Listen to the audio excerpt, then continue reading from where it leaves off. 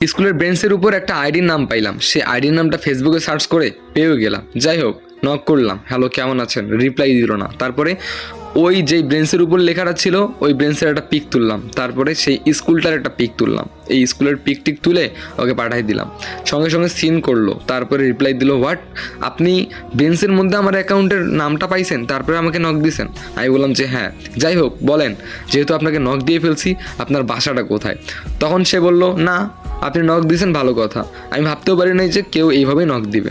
তো আপনি নক দিয়েছেন জন্য সেই জন্য আমাকে জিজ্ঞেস করবেন যে আমার বাসা কোথায়, আমার নাম কি, আমার বাবার নাম কি, আমি কোন ক্লাসে পড়ি, কী করবো না করবো, এগুলো আপনি প্রশ্নও করবেন আর আমি অ্যান্সার দিব, তাই না? মানে এটাই ভাবতেছেন। তখন আমি বললাম যে হ্যাঁ কেন, পরিচয় তো হইতে পারি তাই না, আমি আপনাকে নক দিলাম, ভাবতে পারেন যে আমি আপনার একজন ফ্যান। তখন সে বললো, হইছে হইছে, আমার আর ফ্যান ট্যান হওয়া লাগবে না, শুনেন এখন আমি কোনো প্রশ্নের অ্যান্সার দিতে পারবো না, বাই। স্কুলে গিয়েছিলাম ঘুরতে, আসলে এটা রংপুরে। তো এখন ঘুরতে গিয়েছিলাম কিসের জন্য জানেন? ছোট বোন স্কুলে পড়ে, তো কোনো রকম করে দেখতে গিয়েছিলাম যে স্কুলটার কী অবস্থা। যাই হোক, প্রতিদিন দুই একবার করে নক দিতাম, রিপ্লাই দিত না অবশ্য।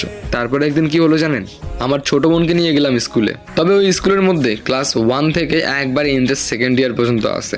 আর আমি জানি না যেই মেয়েটাকে আমি নক করছি সেই মেয়েটা কোন ক্লাসে পড়ে। ছোট বোনকে নিয়ে গেলাম, আর আমার ছোট বোন ক্লাস 3-তে পড়ে। ছোট বোনকে ক্লাসে বসিয়ে দিয়ে আমি মাঝে সাঝে স্কুলটা একটু ঘুরে ঘুরে দেখতাম, কিন্তু কখনো সন্দেহজনকভাবে কোনো মেয়েকে সন্দেহ লাগে নাই যে এই মেয়েটারই অ্যাকাউন্ট।